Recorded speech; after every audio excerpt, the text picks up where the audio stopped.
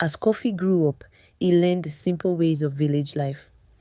He helped his family in the small garden, gathered water from the spring, and listened to the stories told by the elders in the evenings. But even as he learned the customs that had been passed down through many generations, he could not quiet the burning need to know more about the world beyond Kosi. He would sit quietly under the open sky and stare at the distant hills, imagining the wonders that lay there. The elders often said, "Our ways have kept us safe and strong. There is no need to change." Yet Kofi's heart was full of dreams.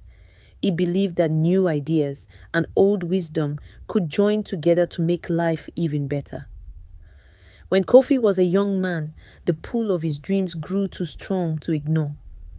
With a mix of hope and sadness in his eyes, he made the decision to live in Kosi and travel to the far city of Akwaba. His departure was met with mixed feelings. His family wept quietly as they waved him goodbye, and the elders frowned, whispering that he might lose his way if he strayed too far from the traditions that had always guided them. "Remember your roots," they said in gentle yet firm tones. And so, with a small bundle of belongings and a heart full of wonder, Kofi stepped out onto the dusty road that led to the unknown. The journey to Akwaba was not easy. For many days, Kofi walked along cracked roads under a blazing sun and cold nights under a starry sky. Along the way, he met kind farmers, busy traders, and wise wanderers who shared with him their own ways of thinking. Each person and each step taught him something new. In Akwaba, he found a bustling world of ideas. The city was noisy and bright, with many voices and many people coming together. In the busy markets and quiet schools, Kofi learned of new sciences, new arts, and even new ways of caring for the land. Yet amid all this learning, he never forgot Nkosi, the quiet fields, the simple homes, and the gentle people who had raised him. Years passed in the city, and Kofi grew in wisdom. He learned how to use simple tools to bring water to dry fields, and how to mix natural compost with soil so that crops could grow strong. He discovered ways to build small channels that helped the rainwater travel to every corner of a field. Every lesson he learned, every idea he gathered, was stored in his heart with the thought that one day he could share these gifts with his people back home. And so, with a mind full of new ideas and a heart full of hope, Kofi began the long journey back to Nkosi. When Kofi finally returned, he found that his beloved village was much the same as he had left it. The red earth, the small huts, and the gentle hum of everyday life were there. But he also saw signs of change. The fields looked tired, and the clear stream that once flowed with water was now weak and nearly empty. The people of Nkosi were proud, yet they could not hide the worry in their eyes. The elders, who had once warned him against change, now frowned at the sight of failing crops and dry wells. Kofi's heart sank at the sight of his home in distress, yet he felt a strong determination to help. One warm afternoon, with the village gathered in the open square near the simple homes, Kofi stepped forward.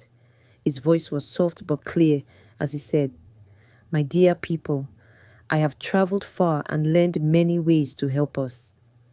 I have seen how the land can come back to life with simple ideas. Let me show you how we can work together to bring water to our fields and food to our tables." His words were full of hope, but as he spoke, a deep silence fell over the crowd. The elders exchanged glances, their faces set in lines of worry and stubborn pride. "We have always done things this way," they said slowly, "and our ways have served us for many years. Why change now?"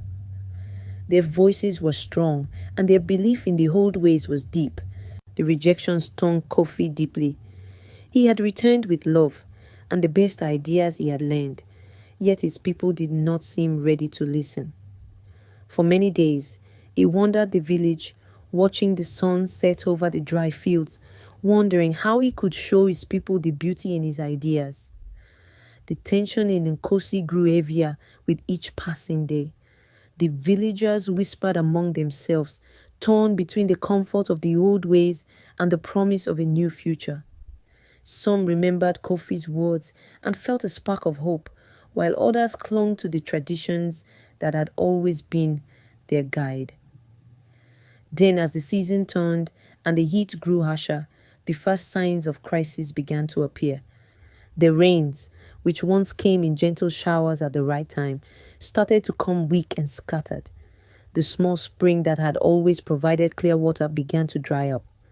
The land, once soft and ready for planting, turned cracked and hard. The people of Nkosi grew fearful. Mothers held their children close, and elders gathered in the small meeting place at the center of the village, their faces filled with worry. The old ways, which had always promised security, now seemed unable to stop the suffering of the land. One scorching afternoon, when the heat made the air shimmer above the ground, the well in the center of the village ran nearly dry. The villagers gathered around, desperate for water. The silence was heavy with anxiety, and even the chirping of crickets seemed to have slowed. In that moment of deep need, Kofi stepped forward again. His eyes shone with quiet determination as he addressed the crowd. "My friends, our land is crying out for help. I have learned simple ways to bring water back to our fields and give life to our crops. We must work together and try something new. I ask you to trust in these ideas, for our very future depends on it." His words, spoken with calm urgency, began to break the heavy silence. The villagers looked at one another, and slowly, a few brave souls stepped forward to help. Kofi explained, in clear and simple words, how to dig small channels that could catch even the weak rain and lead it to the thirsty fields. He showed them how to mix leaves and soil to create a natural compost that would make the earth richer. As he spoke, the hope in his voice began to light a small flame in the hearts of those who had long suffered in silence. For days, the villagers worked together. Young and old gathered in the heat of the day, digging channels along the edges of the dry fields. They carried water from a distant, still-flowing stream and poured it carefully into the channels that Kofi had described. The work was hard, and many hands grew sore, but slowly, the channels began to carry even the weak drops of rain to the land. The cracked soil, now mixed with natural compost, began to darken and soften. A few small green shoots broke through the hard surface, a sign that life was returning. Even the elders, who had once doubted Kofi's ideas, could not ignore the small miracles unfolding before them. They gathered by the work sites and in hushed voices began to murmur words of regret for having dismissed the new ideas. But their pride and fear held them back from fully joining the work. Still, as the water trickled along the channels and the land slowly revived, many in Nkosi began to wonder if change might truly bring hope. Just as the village began to see a glimmer of recovery, a new challenge emerged that would test their unity even further. Word spread that a group from a neighboring tribe who had long envied Nkosi's land and resources was moving closer. These outsiders were known to be strong and fierce, and they had come looking for fertile land to claim as their own. The news filled the village with a fresh wave of fear. The elders, now faced with an external threat, argued among themselves. "If they come, we must be ready to fight," one elder declared in a firm tone. "Our old ways have always defended us in times of trouble," another insisted. The idea of war and bloodshed made many shudder, while others worried that fighting would undo the hard work they had just begun. Kofi, who had already shown his people a new way to bring life to the land, now saw that his ideas might also help them avoid a terrible fight. He called another meeting in the village square. The air was heavy with worry as villagers gathered close. their eyes searching Kofi's face for a sign of hope. "My friends," he said softly, "we face a new test. The outsiders may come, but we must not let fear rule us. I believe that we can show them our strength through our work and our unity, rather than through weapons and anger. Let us send a small group to talk to them and show that we are people who work hard and care for our land. If we stand together in peace, we can make even our enemies see that there is a better way." Many villagers looked at each other, uncertain of what to do. The idea of meeting the strangers without fighting was new and untried. Yet deep inside, the hope that had begun to bloom from Kofi's ideas pushed them to consider a different path. A small group was chosen, led by Kofi himself, to travel to the border where the outsiders had been seen.